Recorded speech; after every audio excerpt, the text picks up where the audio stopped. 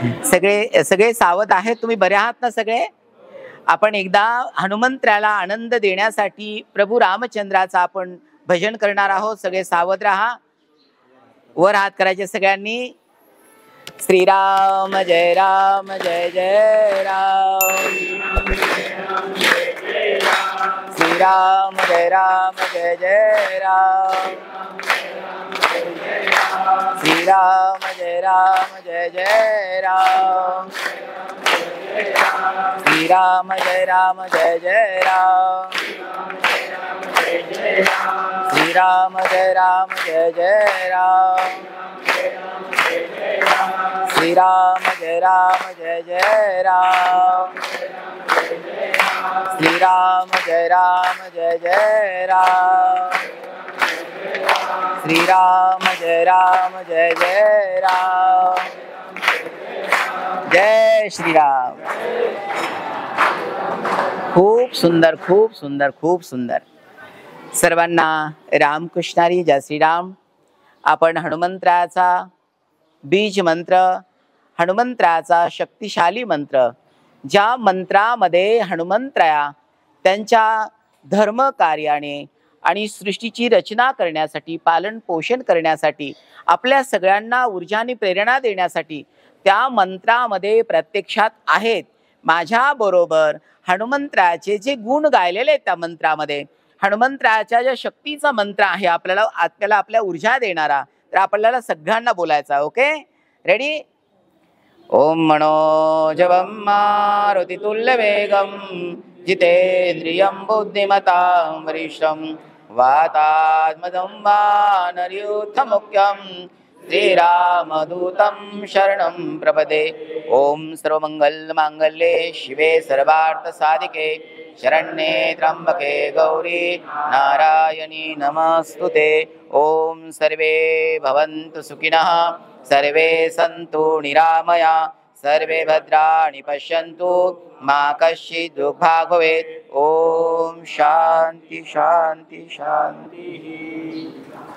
सर्वांना रामकृष्णारी जय श्रीराम. आपण सर्व धर्मधन भाग्यवान, खूप भाग्यवान आहात. श्रीराम शक्तिपीठ या कलियुगामध्ये देवाच्या सृष्टीमध्ये काम करत आहे. मला असं वाटतं 2007ला पहिली आपली हनुमान दिंडी आपण आपल्या कामटवाड्यामधून, श्रीराम शक्तिपीठामधून, आपण ब्रह्मचारी आश्रमातून आपण काढलेली होती. तर मला असं वाटतं हनुमंताने आपल्याकडून ती दिंडी काढली. का बरं? की त्या दिंडीचं कारण आहे, भगवान परमात्माचा जो भक्त असतो आणि तो जेव्हा त्याच्या अंतकरणापासून भगवंताचं भजन कीर्तन करत असतो, समाजामध्ये प्रत्येक जीवामध्ये तो ईश्वर बघत असतो.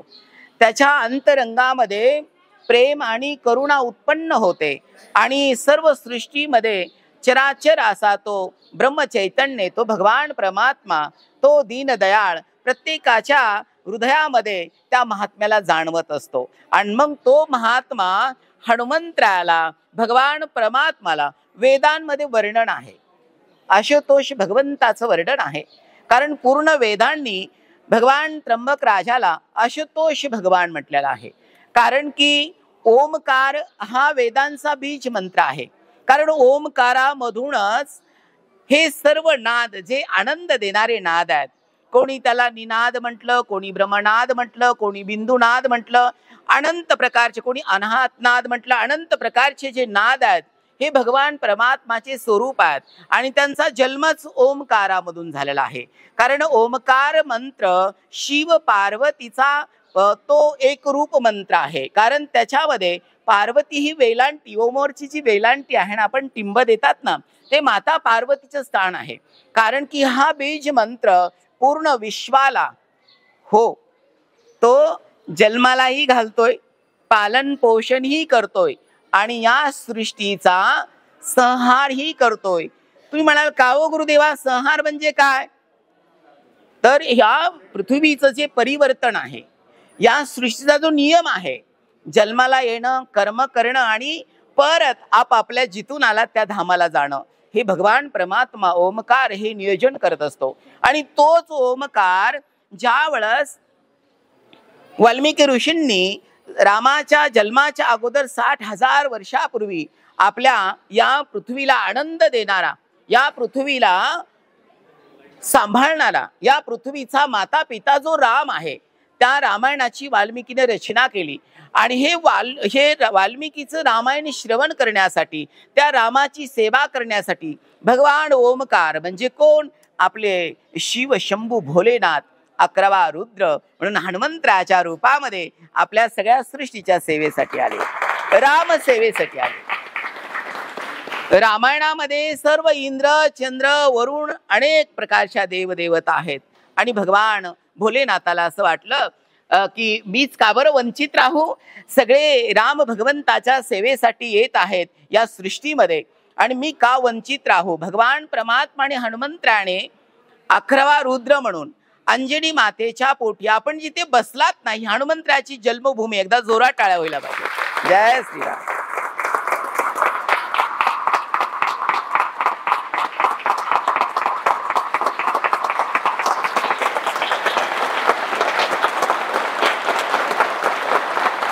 जय श्रीराम, जय श्रीराम. आनंद आनंद आनंद आनंद भगवान आनंद.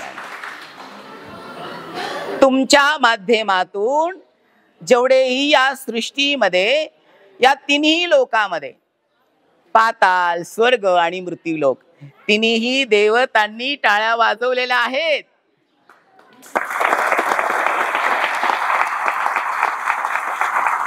भगवान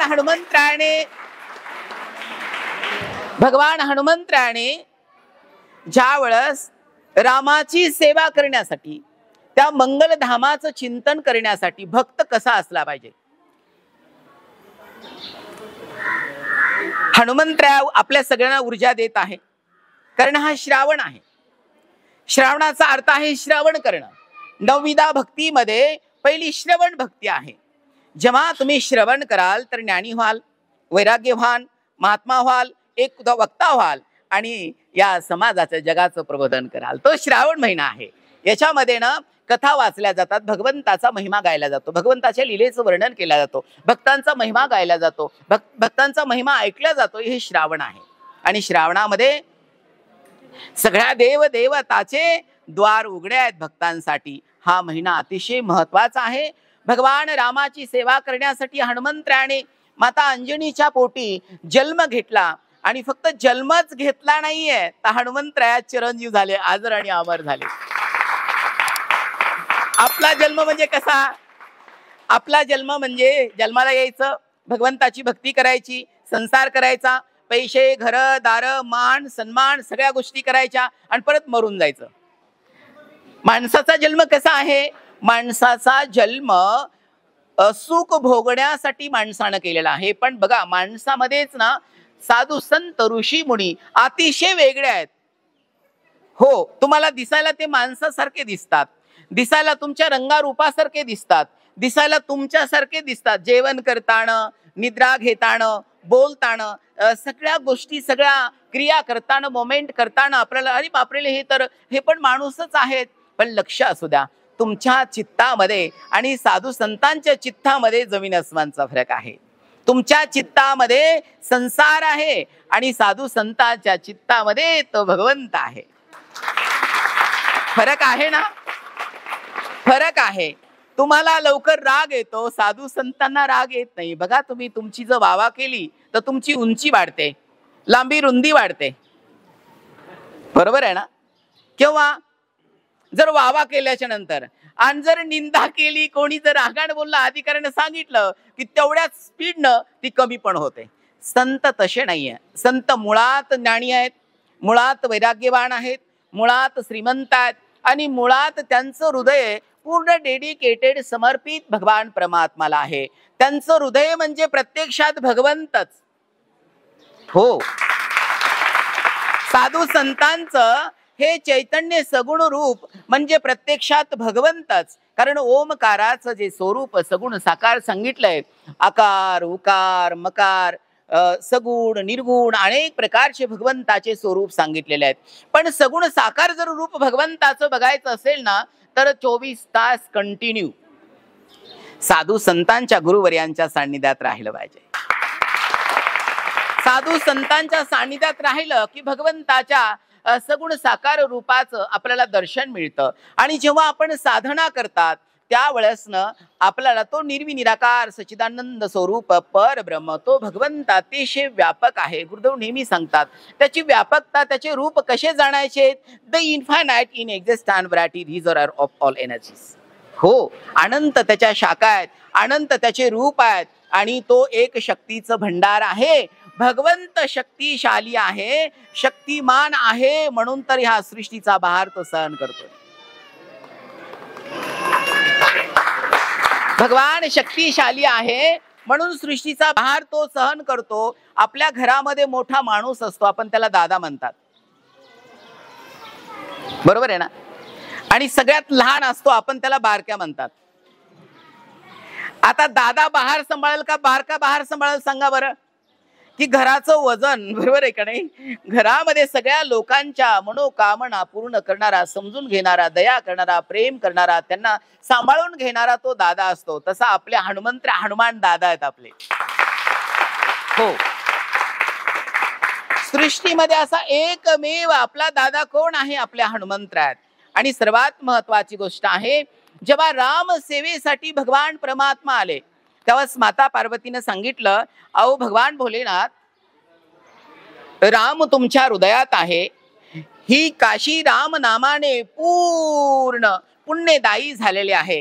हो, काशीची जी गंगा आहे ना, ती सध्या राम नामाचं चिंतन करत आहे. अक्षरशः मेलेले जे लोक आहेत, प्रेत आहेत, हा नाशवंत देह आहे. जोपर्यंत या हृदय कमलामध्ये भगवान राम आहे, शिव आहे, तोपर्यंतच जीवाचं अस्तित्व आहे. मेलेले लोक सध्या त्या काशीमध्ये तुम्ही त्यांना राम नामाचा अनुग्रह देतात. काशी तुम्ही राममय केलेली आहे, तुम्ही रामाचे परम भक्त आहात. भगवान भोलेनाथ, तुम्ही राम सेवेसाठी जाणार आहात. राजा दशरथ, जगातला सगळ्यात विद्वान, श्रीमंत आणि धार्मिक राजा दशरथ, माता कौशल्या, माता सुमित्रा, माता कैकेयी, हो, तुम्ही अयोध्या नगरीमध्ये रामाच्या सेवेला जाणार आहात. मी का वंचित राहू सांगा बरं? आणि भगवान भोलेनाथ, हो, माता पार्वतीला त्यांच्या शेपटीच्या माध्यमातून, पूजच्या माध्यमातून राम सेवेसाठी आलेले आहेत, विराजमान आहेत, बसलेले आहेत. हो, हनुमंतराची शेपटी म्हणजे कोण आहे? टाळ्यांचा आवाज नाही आला.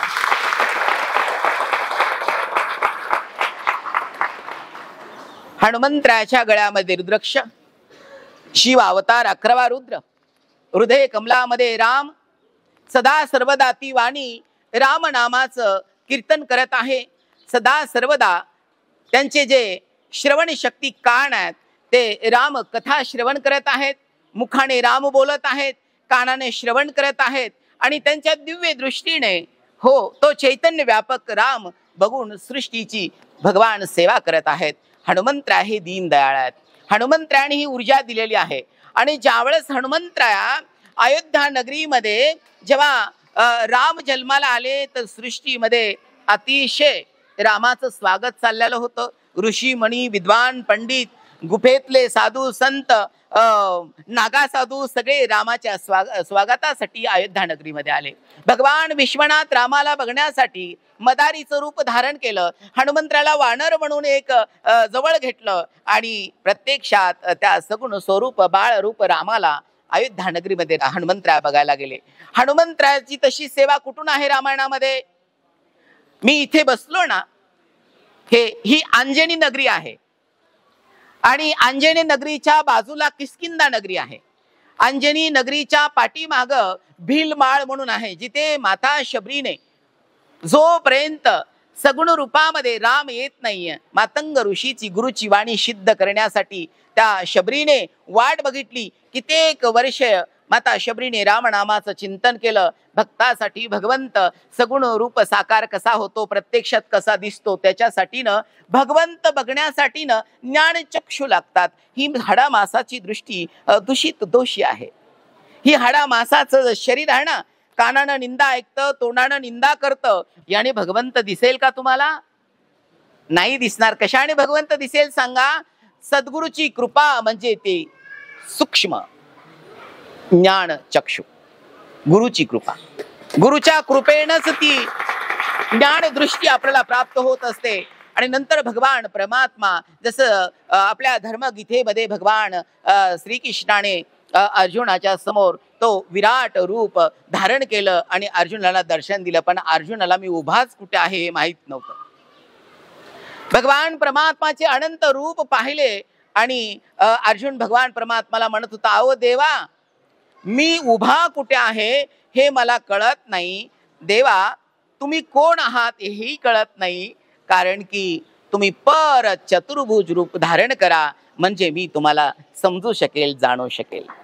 हो, आणि असंच झालं. ज्या वेळेस माता शबरीचं स्वप्न भक्ती भगवान परमात्माने रामाने स्वीकार केली. गुरुची वाणी सिद्ध, मंगलवाणी मातंग ऋषीची सिद्ध झाली आणि माता शबरी रामाने दर्शन दिल्याच्या नंतर माता शबरी तिच्या धामाला निघून गेली. रामा, मी तुझी वाट बघितली, वाट बघेपर्यंत हे हृदय ऐकत होतं, पण आता तू सोडून जाशील ना, ते हृदय मानणार नाही. याला भक्त म्हणतात. भगवंताची वाट आपण बघू, पण एकदा भगवंत भेटला आणि सोडून जात असेल तर आपण राहू शकते. ते विरह, ती ओढ आपल्याला सहन करत नाही. जसे आज तुम्हाला मेसेज आला, गुरुदेवाचा व्हिडिओ तुम्ही बघितला की श्रीराम शक्तीपीठामध्ये राम नामाची दिंडी हनुमंतराच्या चरण कमलामध्ये जाणार, आणि तुम्ही जसे धावत आले आणि तशी शबरी तिच्या धामाला गेली. आणि भगवान रामाने शबरीने सांगितले, इथे किष्किंधा नगरी आहे, सुग्रीवाचं राज्य आहे, अजूनही सुग्रीवाची गुप्पा आहे. आता त्याला कुशगाव म्हणतात सगळे. त्या किष्किंधा नगरीमध्ये कुणाचं राज्य आहे? सुग्रीवाचं राज्य आहे. आणि हनुमंतरायाला तिथं सुग्रीवाची आणि रामाची भेट करून द्यायची. म्हणजे जसं संतांनी जे वर्णन केलंय ना, संतांनी जसं लिहिलंय, त्या संतांची सिद्ध वाणी, मंगलवाणी, निष्काम निस्वार्थ वाणी असते. आणि भगवान परमात्मा संतांचं ऐकतो, म्हणून तर रामायण महाभारत घडलं.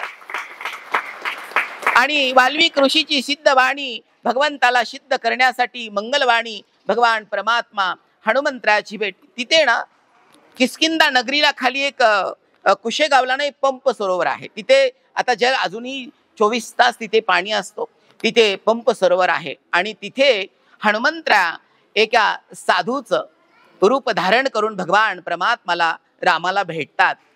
हनुमंतरायाची वाणी बघा, जे भगवंताचे भक्त आहेत ना, त्यांच्या वाणीमध्ये ना द्वेष नाहीये, स्पर्धा नाहीये, त्यांच्या वाणीमध्ये ना राग नाहीये, त्यांच्या वाणीमध्ये स्वार्थ नाहीये. त्यांची वाणीच इतकी गोड आहे की एवढा मोठा भगवंत, एवढे युनिवर्स त्याने धारण केलेला आहे, तो सध्या बर्फासारखा पाणी पाणी भक्तांच्या समोर होतो. आणि अशीच भगवंत हनुमंतरायाची वाणी त्या राजकुमारांना प्रभावित करत होती. हनुमंतराय संस्कृतमध्ये बोलत होते, रामही संस्कृतमध्ये बोलत होते. आणि मला खूप अभिमान वाटतं, मी प्राऊड फील करतोय की महाराष्ट्रामध्ये अंजनी नगरी त्र्यंबक राजाच्या साक्षीने, ह्याला इंद्र पर्वत पण म्हणतात कारण इंद्राने काही वर्षे इथे तपश्चर्या केलेली आहे, गंगा गौतमीच्या साक्षीने, गौतमाच्या साक्षीने इथे अनंत देव देवत आणि सकल तीर्थात, हे इतिहासाची नगरी आहे. ज्या वेळेस पंपोसरावर रामाची आणि हनुमंतरायाची भेट झाली आणि हनुमंतरायाला रामाने विचारलं, का हो तुम्ही विद्वान साधू पंडित दिसतात, भगवान इथं सुग्रीव कुठे राहतात? आता बघा, मी त्रेतायुगातलं सांगतो बरं, लक्ष असू द्या. कलियुगातलं काहीच बोलत नाही, लक्ष असू द्या. आता कलियुगातलं ना सगळं मोबाईल मध्ये आणून ठेवलंय तुम्ही.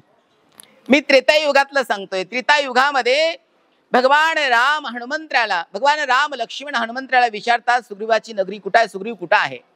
तर भगवान हनुमंतराया सांगतात, अशा अशा ठिकाणी हे डोंगर दिसतो ना, बघा मी आता बसलोय ना, माझ्या उजव्या हाताला हा डोंगर, आणि ह्या डोंगरावरती एक गुफा आहे, तिथे सुग्रीवाचं राज्य आहे, मी तुम्हाला घेऊन जातो. जगामध्ये बघा, संत ना एकदाच चमत्कार करतात, बार बार चमत्कार करत नाही संत. आणि जे डोळ्यानं बघतात ना तेच भाग्यवान आहेत. निंदा करणारे भाग्यवान नाहीये. निंदा करणारे लोक भाग्यवान होऊ शकत नाहीये. ते दोन राजकुमार ज्याच्या डोक्यावरती पृथ्वी आहे, शेषाचा अवतार भगवान लक्ष्मण आणि विष्णूचा अवतार सातवा माझा राम, ह्या दोघालाही भगवान हनुमंतराने खांद्यावरती घेतलं. जगामध्ये पहिल्यांदा असं घडल्यावर लक्ष असू द्या, खांद्यावरती घेतलं हनुमंतराने आणि नेहून सुग्रीवाची भेट केली. कुठे? आपण जिथे बसलात इथेच किष्किंधा नगरी आहे. आणि भेट झाली. आता भेट कशी झाली? हनुमंतराने सुग्रीवाचा परिचय करून दिला आणि लक्ष्मणाने रामाचा परिचय करून दिला. बघा ना, भाऊ होता लक्ष्मण. भाऊ शरीरानं देहानं नात्यानं होते, पण दोघाचा आत्मा मात्र गुरु शिष्यांसारखा होता. लक्ष्मणाने गुरुप्रमाणे रामाची सेवा केली, भरताने गुरुप्रमाणे सेवा केली, शत्रुघ्नाने गुरुप्रमाणे सेवा केली. एकमेकाचे परिचय झाले. आता तुम्हाला मी रोज हवन करताना दिसतो, व्हिडिओ बघत असतील, गुरुदेवाचे प्रेमिक जे असतील ना ते व्हिडिओ बघत असतील. आता कर्मकांडाला मला असं वाटतं फार महत्व आहे, कारण कर्मकांडामध्ये तुम्हाला मी कर्मकांड करताना दिसत असेल की मी समिधा घेतो, थोडासा यज्ञामध्ये टाकतो, थोडंसं तूप टाकतो, थोड्याशा वनस्पत्या असतात तिथं जंगलातून आणलेल्या, त्या गुरुदेव स्वाकार करतात. हनुमंतरायाचा मंत्र बोलतात गुरुदेव, कारण गुरु मंत्र हे गुप्त असतो, गुपित असतो, आणि गुप्त असलेला तो मंत्र पॉवरफुल असतो, फक्त गुरुला आणि शिष्यालाच माहित असतो. आणि गुरुदेव रोज माझी त्रिकाळ संध्या असते आणि गुरुदेव हवन करतात, हनुमंतरायाचा मंत्राचं हवन करतात. आणि अग्नी साक्षी ठेवला. मी यज्ञाचं गुरुदेवाच्या साधनेचं तुम्हाला काय सांगितलं की अग्नी साक्षी, 2 लाकडं घेतले. तिथं काही काड्याची पेटी आणली नाही किंवा आपण कशाने जाळ लावतात, लायटर वगैरे काहीच नव्हतं. हनुमंतरायाच्या अंतरंगामध्ये, हनुमंतरायाच्या शरीरामध्ये जे पूर्ण विश्वाला सांभाळण्याची, प्रेम देण्याची जी ऊर्जा होती ना, त्या सत्य ऊर्जाने, त्या अग्नीने 2 लाकडांचं घर्षण केलं. त्याच्यातून अग्नी प्रज्वलित झाला आणि त्या अग्नीच्या साक्षीनं सुग्रीवाची आणि रामाची मैत्री झाली. अग्नी साक्षी जर असेल तर मैत्री काही तुटत नाहीये. भगवंताच्या प्रेम प्राप्तीसाठी, भगवंताच्या भक्तीसाठी अग्नी साक्षी असतो. अग्नी साक्षी ठेवला. हनुमंतरायाने रामाची सुग्रीवाची भेट करून दिली. हनुमंतरायाने भेट करून दिल्याच्या नंतर सुग्रीवाचं राज्य सुग्रीवाला परत दिलं आणि तो अतिशय दुःखी कष्टी माझा राम, जगाचं पालन पोषण करणारा, जगाला आनंद देणारा, जगाच्या हृदयामध्ये रमण करणारा तो राम दुःखी होता. आणि देवाला, म्हणजे देव दुःखी आहे आणि त्या देवाला सुखी करणारा हा संकटमोचन आहे. संकटाचं निवारण करणारे हनुमंतराय. हनुमंतरायाने काय केलं? राम दुःखी कष्टी होता. आता ज्या वेळेस सीतामय्याचं हरण रावणानं केलं त्यावेळेस राम कुणाला विचारायचे? या दंडकारण्यामध्ये मोठे मोठे अशोकाचे झाड, सागाचे झाड, मोठे मोठे उंबराचे झाड, आंब्याचे झाड, मोठे मोठे फणसाचे झाड, अनंत प्रकारचे इथे झाड झुडपं, मोठे मोठ्या वेली होत्या. आणि त्या झाडांना, पक्ष्यांना, हत्तींना, प्रत्येक प्राण्याला राम इकडे सीता गेली का, तुम्हाला सीता दिसली का, असे विनंती करायचे, हात जोडायचे आणि विचारायचे. बघा ना, रामाची रामायणामध्ये फार अतिशय कठीण आणि फार मला असं वाटतं जबाबदारीची भूमिका आहे.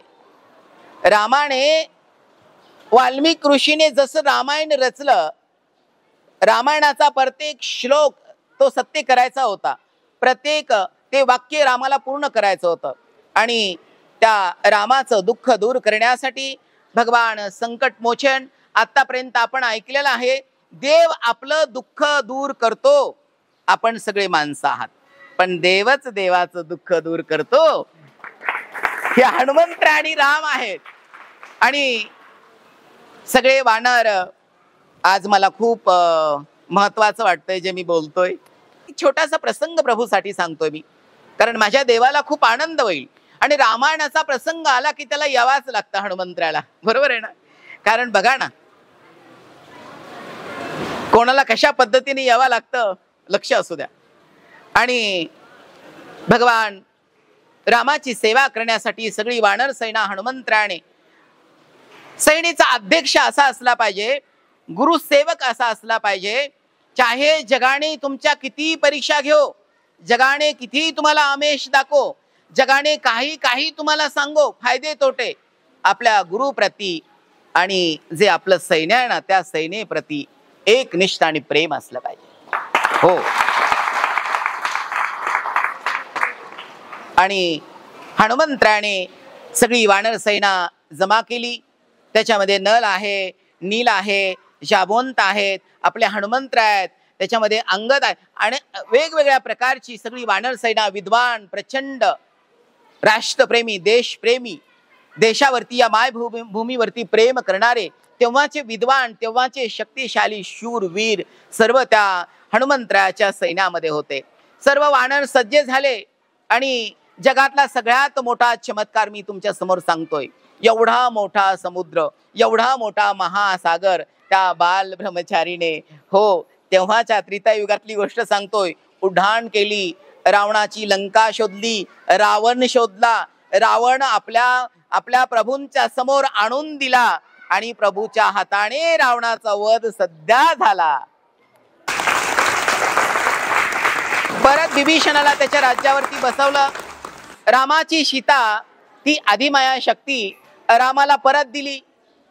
भगवान रामाला अयोध्येच्या गादीवरती बघा, संत किती उपयोगाचे, संत किती फायद्याचे, भक्त किती फायद्याचे असतात.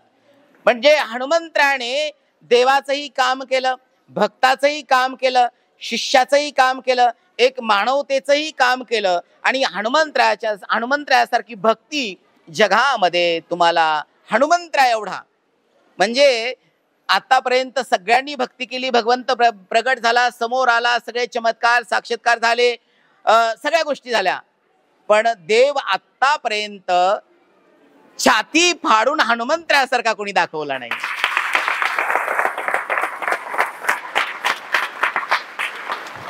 ज्याला छाती फाडून दाखवलं त्याला राज्यावरती बसवलं. रामाचं राज्य हनुमंतराने, परत राजा अभिषेक रामाचा झाला, राम राजगादीवरती बसले, विभीषण राजगादीवरती बसला. हनुमंतराची कृपा पहा, सुग्रीव त्याच्या राजगादीवरती बसला, राजे राजांच्या गादीवरती बसवले, प्रभूंना प्रभूची आदिमाया शक्ती आणून दिली. हो, म्हणजे हनुमंतराने हे सगळं करता करता लक्ष्मणाचा प्राण सध्या हनुमंतराने वाचवला. दुर्नागरी हनुमंतराने आणला. प्रभूच्या शक्तिशाली मंत्र, रामनामामध्ये फार ताकद आहे सज्जनांनो, फक्त प्रेमाने घ्यायला पाहिजे.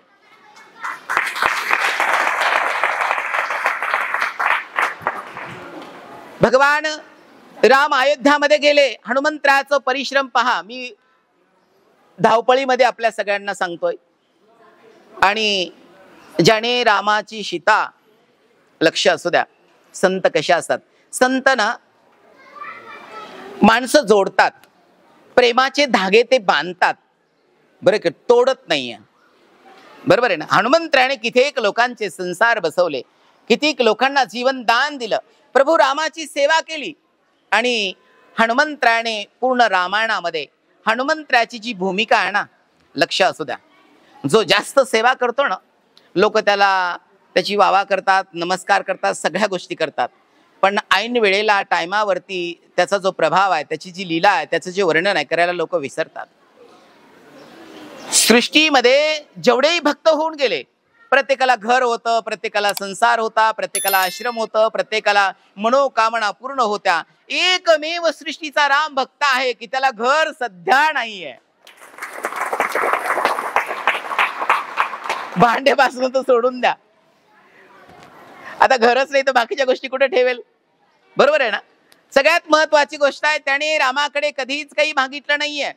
रामाकडे मागितलं असतं ना तर रामाला द्यायसारखं खूप होतं, रामाकडे देवाकडे द्यायला नसतं का. पण काही भक्त अशा असतात की देवाकडून खूप घेतात, मग त्यांच्याकडे जागा राहत नाही, मग देव आला तरी जागा राहत नाही, बाहेर बस बाबा, गर्दी केलेली, एवढं दिलंस तू, ठेवायचं तुला कुठं. मी मराठी बोलतोय, समजते ना आपण महाराष्ट्रामध्ये हा सगळे. एवढा देव देतो आणि जेव्हा देव देऊन भक्ताकडे येतो आणि त्याला ठेवायला जागा नसेल तर त्याला भक्त म्हणता का? असे खूप लोक आहेत, असे खूप लोक आहेत.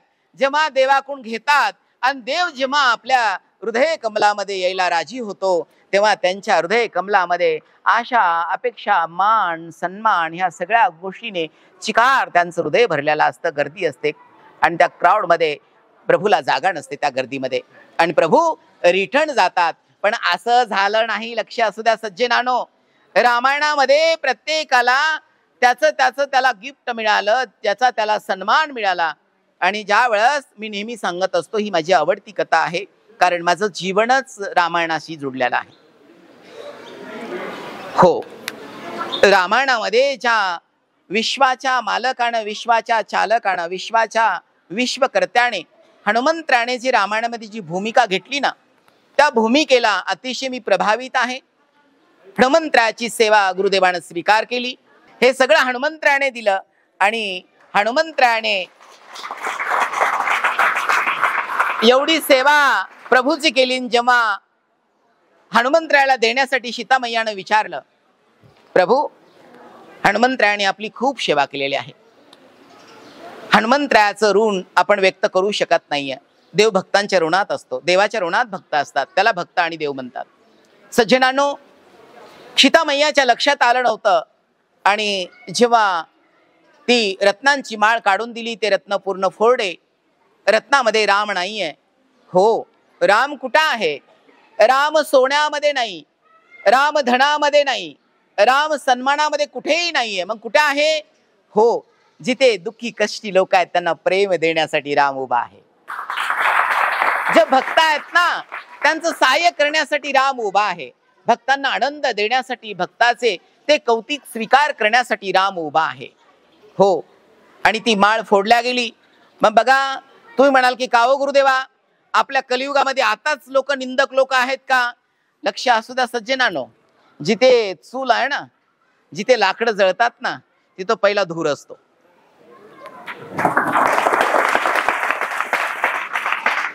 जिथे सोडा आहे ना, पहिलं तिथे संशय असतो. जिथे किमती लोक आहेत ना, बरोबर आहे, सगळ्या फुलांमध्ये कमळ किमती म्हटलंय, पण तिथं चिखल आहे. लक्षात असू द्या, कारण निंदाकडे संत लक्ष देत नाही, वाईट गोष्टीकडे संत लक्ष देत नाहीये. आणि मग तिथल्या बाजूच्या लोकांनी सांगितलं, मग आता एवढी महागाडी माळ म्हणे सीतामैयानं दिली असती तर मी डायरेक्ट गिळून टाकली असती. आता आईसाहेबांना माळ दिलेली आहे ती हिऱ्या मोत्यांची, बरोबर आहे का नाही? आणि मग हनुमंतराला वेगवेगळ्या प्रकारे लोक, हनुमंतराचं रूप पण वेगळं होतं, हनुमंतराचं शरीर पण वेगळं होतं, हनुमंतरा सगळ्याच गोष्टी वेगळ्या, आणि भक्ताच्या सगळ्या वेगळ्या गोष्टी असतात. तेव्हा देव आणि भक्त एक होतात. म्हणे एवढी महागाडी माळ दिली म्हणे, आपण ठेवून घेतली असे, यांनी काय केलं? फोडून टाकली. कारण जिथे राम नाहीये, हो, जिथे प्रेम नाहीये तिथे भक्त जात नाहीये. हनुमंतराचा स्वभाव. मग हे बाजूला आजूबाजूला होते. मग म्हणे कुठे आहे राम? ते म्हणे माझ्या हृदयात आहे. म्हणे मग दाखव. मग हनुमंतराने काय केलं? या पृथ्वी तलावरचा, या भूलोकामधला, या मृत्यू लोकामधला पहिला चमत्कार, हृदय फाडलं आणि रामाला जी सीताबाई आवडली ती सध्या दाखवली. राम दरबार दाखवला.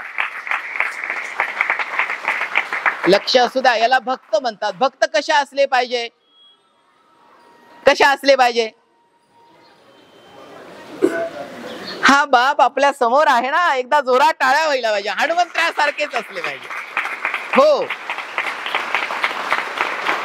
नाही तर गुरुदेवाच्या कृपेनं काम झालं म्हणून मोठा हार घेतला, मोठे कपडे वगैरे दागिने सोनं दिलं, आणि काम नाही झालं, गुरुची पावर गेली. अशी काय हनुमंतराची सेवा नव्हती. हनुमंतराची सेवा एकनिष्ठ होती. मी हनुमंतराच्या सेवेला आलोय, मी राष्ट्र सेवेसाठी आलेलो आहे. माझ्या राष्ट्रातले, माझ्या भारतातले, माझ्या महाराष्ट्रातले लोक आनंदी झाले पाहिजे, त्यांना खरं अध्यात्म कळालं पाहिजे. हो, निष्काम भक्ती त्यांच्याकडून घडली पाहिजे. त्यांच्या हृदय कमलामध्ये गुरुची मूर्ती असली पाहिजे. त्यांच्या मुखामध्ये भगवंताचं नाम असलं पाहिजे. ते परोपकारी असले पाहिजे. परोपकार हा धर्म फार मोठा आहे. ते सज्जन सात्विक झाले पाहिजे, स्वार्थ नको, कामी क्रोधी नको. भगवान हनुमंताने जेव्हा राम दरबार दाखवला तेव्हा रामाने हात जोडले. रामाने हात जोडून हनुमंताला सांगितलं, अरे बाबा हनुमंता, सगळ्या जगाला देण्यासाठी माझ्याकडे आहे, तुला देण्यासाठी माझ्याकडे काही नाही, आणि म्हणून मी तुझा सेवक झालो. हनुमंता, तू बस म्हणला की मी बसेल, तू उठ म्हणला की मी उठेल, तू चाल म्हणला की मी चालेल, तू झोप म्हणला की मी झोपेल, तू जे जे सांगशील ना ते मी करेल. उदाहरण सांगेल तुम्हाला, देव भावेचा भुकेला आहे. हनुमंताची जेव्हा भक्ती पाहिली तेव्हा रामाला समजलं की काय सोनं या हनुमंताच्या भक्ती पुढे, काय या देहाची किंमत आहे या शुद्ध चैतन्यापुढे.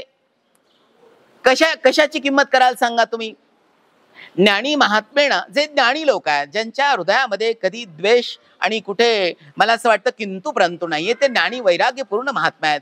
रामाने ओळखलं की हा माझा परम भक्त आहे आणि माझ्या भक्ताच्या सोबत राहायला मला आवडेल. त्याने सांगितलं की बेटा बघ हनुमंता, तुला देण्यासाठी माझ्याकडे काही नाहीये, पण तुला सोडून एक सेकंदही मी राहणार नाही.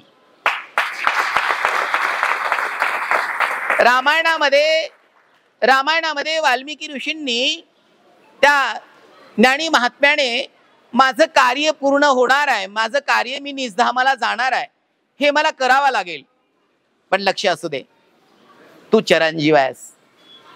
या पृथ्वी तलावरती जेवढे माझे मंदिर नसतील तेवढे तुझे असतील हनुमंता. जिथे जिथे रामकथा असेल तिथे तिथे तुझं स्वरूप असेल. हनुमंताने तेवढे रूप मागून पण घेतले, रामानं दिले पण. लक्ष असू द्या, जिथे रामकथा आहे तिथे हनुमंताचं दर्शन होतं आपल्याला. हो, हनुमंताचं वैभव, हनुमंताची भक्ती, हनुमंताची शक्ती, हनुमंताचं कौशल्य, हनुमंताचा जेवढाही गुण गौरव करू तेवढं कमी आहे. सज्जनांनो, हनुमंता श्रीराम शक्तीपीठाचं आराध्य दैवत आहे, इष्ट दैवत आहे. रामाची शक्ती आणि हनुमंताची भक्ती, त्याचं नाव श्रीराम शक्तीपीठ आहे. राम नामाची शक्ती आणि हनुमंताने केलेली राम भक्ती, हो, ते श्रीराम शक्तीपीठ आहे. सज्जनानो, लक्ष असू द्या. आपण सर्व आज दिंडी घेऊन येतात, मग रामाला हनुमंताला देण्यासाठी काही उरलं नाही, आपण काय देऊ सांगा. आपण काही देऊ शकत नाहीये. आणि म्हणून हा वीर पुरुष, हा महात्मा, हा वैराग्यवान शिवशंकर 11वा रुद्र हनुमंतराय या अंजनी नगरीमध्ये जन्माला आले आणि पूर्ण जगाचं कल्याण हनुमंतरायाने केलं. आणि म्हणून त्याच्या ऋणात राहणं, त्याचं ऋण व्यक्त करणं. आज माझ्या माऊल्या जेवढ्याही म्हाताऱ्या असतील, चिमुकल्या असतील किंवा तरुण मंडळी सर्व असेल, माझे महापुरुष, जेवढे तरुण मुलं असतील, जेवढ्या मुली असतील, जेवढे म्हातारे लोक असतील, मी असं म्हणेल, भगवान परमात्मा जे माझं आयुष्य आहे तुम्हाला उदंड आयुष्य लागो. हो, माझ्या आयुष्यातला प्रत्येक आनंद तुम्हाला प्राप्त हो, माझ्या आयुष्यातला प्रत्येक मंगल तुम्हाला प्राप्त हो. तुमच्या चरण कमलाची सदा सर्वदा सेवा मला घडो. हो, तुमचं सत्संगाच्या माध्यमातून मला दर्शन घडो. हो, श्रीराम शक्तीपीठाचे एक निष्ठ तुम्ही सगळे आहात ना. हो, मी एवढंच म्हणेल, हनुमंताचा साक्षीनं, ज्या रामायणामध्ये रामाची सेवा करणाऱ्या ज्या देव देवता होत्या ना, हनुमंताची भक्ती बघणाऱ्या, त्या तुम्ही सगळे आहात. तुमच्या चरणी कोटी कोटी प्रणाम. सज्जनांनो, हनुमंतराय ही प्रेमाची मूर्ती आहे. आपण सर्वांनी प्रत्येक वर्षी हा उत्साह, दिंडीचा उत्साह आपण आनंदात पार पाडला पाहिजे, आनंदात केला पाहिजे. आणि आपण सगळ्यांनी आजचा दिवस, मला प्रत्यक्षात माझ्या हनुमंतराय भेटणार आहेत, माझ्या गुरुदेवांना आनंद होणार आहे, माझ्या गुरुदेवाला आनंद होणार आहे. हनुमंतराय माझ्या जीवनामध्ये येणार आहेत, हनुमंतरायाची मला सेवा घडणार आहे, प्रभू रामाचं चिंतन घडणार आहे आणि माझे गुरुदेव आनंदी होणार आहेत दिंडीच्या दिवशी. याच्यापेक्षा दुसरा आनंद काय असू शकतो. आपण खूप भाग्यवान लोक आहात. या रामायणामध्ये सर्व सोनेरी पानामध्ये सोनेरी चरित्र आहेत. हनुमंतरायाचं जेवढंही मी कौतिक करू तेवढं कमी आहे. माझी वाणी शब्द कमी पडतील त्या दिव्य पुरुषाबद्दल बोलायला. सज्जनांनो, आपण सर्व जर यूट्यूबला गुरुदाला बघत असाल तर मला असं वाटतं आपल्या सगळ्यांनी हनुमंतराची भक्ती स्वीकारली पाहिजे, हनुमंतराचा अनुग्रह स्वीकारला पाहिजे आणि हे नश्वर जीवन, हे नाशवंत जीवन आपण आनंदीमय जगलं पाहिजे. हो, संत कशासाठी असतात? जेवढेही संत होऊन गेले तेवढ्याही संतांनी या महाराष्ट्राला योग्य मार्गदर्शन केलं, महाराष्ट्र आध्यात्मिक केला. भगवान परमात्मा पंढरीचा पांडुरंग प्रत्येकाच्या घराघरापर्यंत हृदयापर्यंत पोहोचित केला.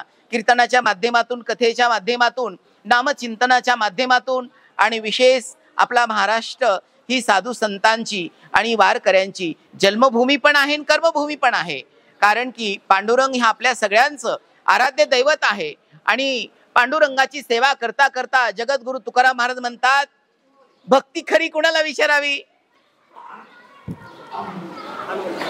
शरण शरण हनुमंता, तुला आलो रामदूता, काय भक्तीच्या त्या वाटा, मज दावा व्यासू बटा. संतांनी हनुमंतराला भक्तीचा मार्ग विचारला.